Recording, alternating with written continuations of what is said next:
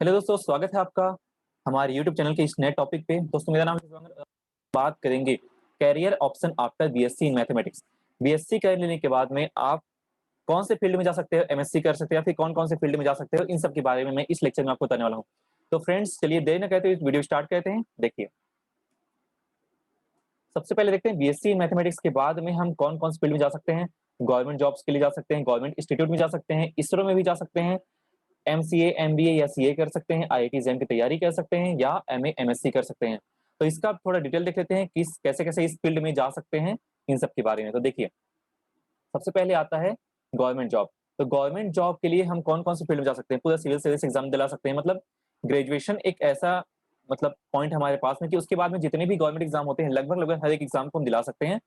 हमारे पास क्वालिफिकेशन देना चाहिए मिनिमम 55% और नहीं है तब भी बहुत सारे एग्जाम हम दिला सकते हैं। जैसे यहाँ पे एसएससी का एग्जाम दिला सकते हैं, यूपीएससी का एग्जाम दिला सकते हैं, स्टेट पीएससी की तैयारी कर सकते हैं, इसका एग्जाम दिला सकते हैं, बैंक जॉब जितने भी निकल सकते हैं, एग्जाम दिला सकते हैं। डिफेंस जो जॉब्स होते हैं जैसे कि एयरलाइंस जा सकते हैं या फिर जितने भी डिफेंस जॉब्स होते हैं, उन सब का भी एग्जाम दिला सकते हैं। अगर आपने मैथ से बीएससी की हुई है, तो आप डीआरडीओ का भी एग्जाम दिला सकते हैं। मतलब बहुत सारी अपॉर्चुनिटी यहाँ पे बनती है डिफेंस एग्जाम के लिए। जॉब, बैंक जॉब जितने भी होते हैं, उन सभी के एग्जाम दिला सकते हैं। एसएससी की तैयारी कर सकते हैं आप, यूपीएससी की तैयारी भी कर सकते हैं और स्टेट पीएससी जो एग्जाम होता है हर एक स्टेट में, उसकी तैयारी करके उसका भी एग्जाम दिला सकते हैं। तो इसके लिए आप एलिजिबल हो जाते हैं बीएससी करने के बाद में, ग्रेजुएशन करने के बाद में। इसके बाद आता है गवर्नमेंट इंस्टीट्यूट का। तो गवर्नमेंट इंस्टीट्यूट में भी जा सकते हैं। अगर आपका मैथ्स में बीएससी हुआ है, तो आप बाल्को में जो कैंपस सिलेक्शन होता है बाल्को के लिए, उस कैंपस सिलेक्शन को अटेंड कर सकते हैं। वेदांता के लिए, भेल के लिए हो गया, सेल के लिए हो गया, एनटीपीसी के लिए हो गया। ठीक है। अगर आपको किसी भी टॉपिक का अगर डिटेल जानना है तो मैं अगले वीडियो में बता दूंगा। आप मुझे कमेंट बॉक्स में जरूर बताइए कि आपको कौन से टॉपिक का या फिर कौन से जैसे कंपनी हो गया, इसके लिए क्या क्या क्राइटेरिया बनती है उन सब के लिए मैं आपको बता दूं कि ये सब फील्ड हैं हमारे पास में। आप इसको सर्च करके देख सकते हैं, इन सब फील्ड में आप जा सकते हैं और सैलरी भी बहुत अच्छी रहती है। बाल्को हो गया, ये वेदांता हो गया, आप डायरेक्टली जैसे बीएससी हो गया आपके बाद में, उसके बाद में एक कैंपस सिलेक्शन होता है। कैंपस सिलेक्शन के थ्रू जैसे कि किसी कॉलेज में, किसी इंस्टीट्यूट में बाल्को, वेदांता, भेल ये सब अपना कैंपस सिलेक्शन करवाते हैं। ठीक है। उस कैंपस सिलेक्शन में या तो रिटन एग्जाम होता है या फिर रिटन एग्जाम के साथ में इंटरव्यू होता है। इंटरव्यू होना जरूरी है, रिटन एग्जाम भी होते हैं कई जगह पे। तो आप इन सब एग्जाम को अटेंड करके आप इस कंपनी में अपना सिलेक्शन करवा सकते हैं। ठीक है। ये हो गया गवर्नमेंट इंस्टीट्यूट के बारे में। आगे देखिए, इसरो में भी जा सकते हैं आप। ट्रेनिंग साइंटिस्ट के रूप में इसरो में भी सिलेक्शन होता है। ठीक है। देखिए, इसके बाद में एमसीए, एमबीए या सीए भी कर सकते हैं। एमसीए, एमबीए, सीए, एमसीए या एमबीए करने के लिए आजकल प्राइवेट इंस्टीट्यूट में डायरेक्ट एडमिशन भी होता है। अदरवाइज इसके एंट्रेंस एग्जाम भी होते हैं। सीए के तो एंट्रेंस एग्जाम होते ही हैं। सीपीटी जो एग्जाम होती है वो सीए के लिए एंट्रेंस एग्जाम है। एमबीए के लिए भी एग्जाम होता है, कैट का, सीमेट का। ठीक है। कैट का एग्जाम होता है एमबीए के लिए। एमसीए का भी निमसेट एग्जाम होता है। तो इन सब एग्जाम के थ्रू, एंट्रेंस एग्जाम के थ्रू आप एमसीए, एमबीए या सीए भी कर सकते हैं। अदरवाइज अगर आपका ये नहीं निकलता है ये सब एग्जाम, तब भी आप प्राइवेट इंस्टीट्यूट से डायरेक्ट एडमिशन करा के अपना एमसीए, एमबीए कर सकते हैं। इसके लिए सीपीटी एग्जाम दिलाना ही पड़ता है सीए के लिए। ठीक है। देखिए आगे, आप आईआईटी जैम की तैयारी कर सकते हैं। आईआईटी जैम क्या होता है? ये इंस्टीट्यूट है हमारे इंडिया में बेस्ट कॉलेजेस का। ठीक है। IIT, Indian Institute of Technology. JAM का फुल फॉर्म होता है joint admission test for MSc. ठीक है। Joint admission test for MSc.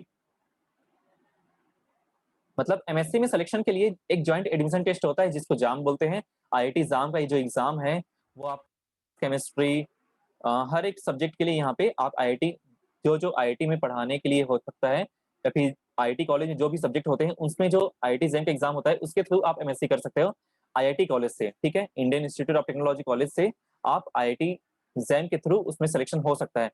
कई स्टूडेंट का रहता है कि मुझे आईआईटी कॉलेज में पढ़ना है, ये सपना भी रहता है कई लोग का। तो इसके थ्रू आप आईआईटी जैम का एग्जाम दिला करके आप आईआईटी कॉलेज में अपना सिलेक्शन करवा सकते हैं। ठीक है। इसकी तैयारी आप बीएससी से कर सकते हैं। बीएससी के जस्ट बाद आप एग्जाम दिलाएंगे और आपका सिलेक्शन हो जाता है एमएससी के लिए आईआईटी कॉलेज में। ठीक है। ये हो गया। इसके लिए आपको ब्रीफली पढ़ना पड़ता है, इसके लिए पूरा डिटेल अलग से और वीडियो बना दूंगा इसके लिए।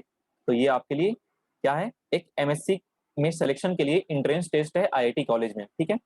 देखिए, आप एमए या एमएससी भी कर सकते हैं, ठीक है? बीएससी करने के बाद एमए भी कर सकते हैं, आप एमएससी भी कर सकते हैं। जैसे कि हिंदी में एमए कर सकते हैं, इंग्लिश में एमए कर सकते हैं। अगर आपका इंटरेस्ट नहीं रहा अगर मैथ्स में, दूसरे फील्ड में भी जा सकते हैं, सोशल साइंस, इन सब सब्जेक्ट में आप एमए कर सकते हैं, इन सब में आप एमएससी कर सकते हैं, ठीक है? आपका जो भी सब्जेक्ट होगा बीएससी में, आपका बीएससी के सब्जेक्ट से रिलेटेड जो सब्जेक्ट होंगे, जैसे आपका पीसीएम है, तो आप फिजिक्स, केमिस्ट्री या मैथ्स तीनों में से किसी एक सब्जेक्ट में कर सकते हैं, ठीक है? एमएससी। अगर आपका मैथमेटिक्स है, फिजिक्स है और कंप्यूटर साइंस है, तो आप कंप्यूटर साइंस में भी एमएससी कर सकते हैं। अगर आप इलेक्ट्रॉनिक्स है, उसमें भी इलेक्ट्रॉनिक्स में भी एमएससी कर सकते हैं। आप जो भी आपका बीएससी में सब्जेक्ट है, उसके अकॉर्डिंग आप एमएससी कर सकते हैं, ठीक है? इसके लिए भी एंट्रेंस एग्जाम होता है आजकल कॉलेजेस में, पहले नहीं होता था, आजकल होते हैं। मतलब कई कॉलेज में होते हैं, कई कॉलेज में नहीं होते, डायरेक्ट एडमिशन भी होता है, ठीक है? अब देखते हैं एमएससी के बारे में। एमएससी अगर आपने कर लिया मैथ से, तो एमएससी करने के बाद आप कौन-कौन से फील्ड में जा सकते हैं? तो आप सीएसआई या नेट की तैयारी कर सकते हैं, जेआरएफ की तैयारी कर सकते हैं। इससे क्या होता है कि आप किसी भी कॉलेज में या फिर कोई भी जितने भी गवर्नमेंट एग्जाम होते हैं असिस्टेंट प्रोफेसर के लिए, असिस्टेंट प्रोफेसर के सिलेक्शन जितने भी गवर्नमेंट एग्जाम होते हैं, पीएससी का एग्जाम होता है, तो उन सब के एग्जाम के लिए आप एलिजिबल हो जाते हैं, अगर आपने नेट जेआरएफ क्वालिफाई कर लिया तो।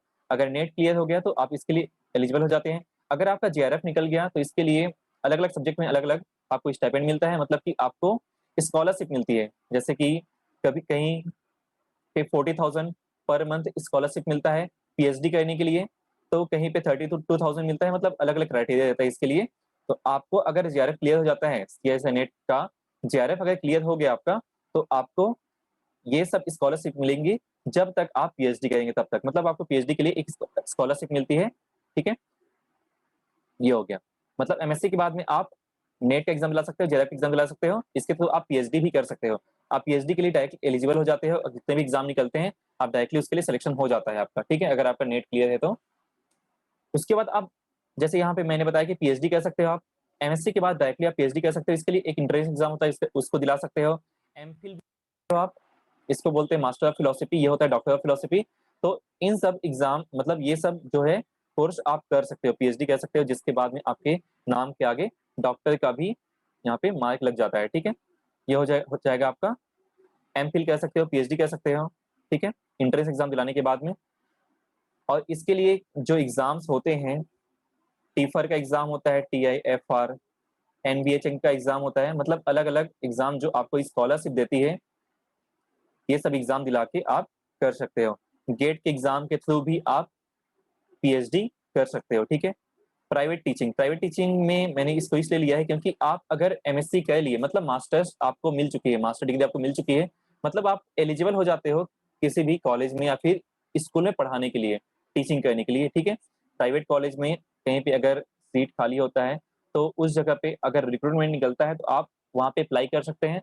अगर आपका परसेंटेज अच्छा है, तो उसके बेसिस पे आप इंटरव्यू के प्राइवेट कॉलेज या प्राइवेट स्कूल में आपका सिलेक्शन होता है, तो वहाँ पे आप पढ़ाने के लिए भी एलिजिबल हो जाते हो। इसके बाद आप गेट का भी एग्जाम दिला सकते हो। गेट के एग्जाम से ये फायदा होता है, ये बैचलर इंजीनियरिंग के लिए मेन होता है, लेकिन हमारे लिए भी, मतलब मैथ्स में जो एमएससी किए हुए हैं, वो भी गेट का एग्जाम दिला सकते हैं, ठीक है?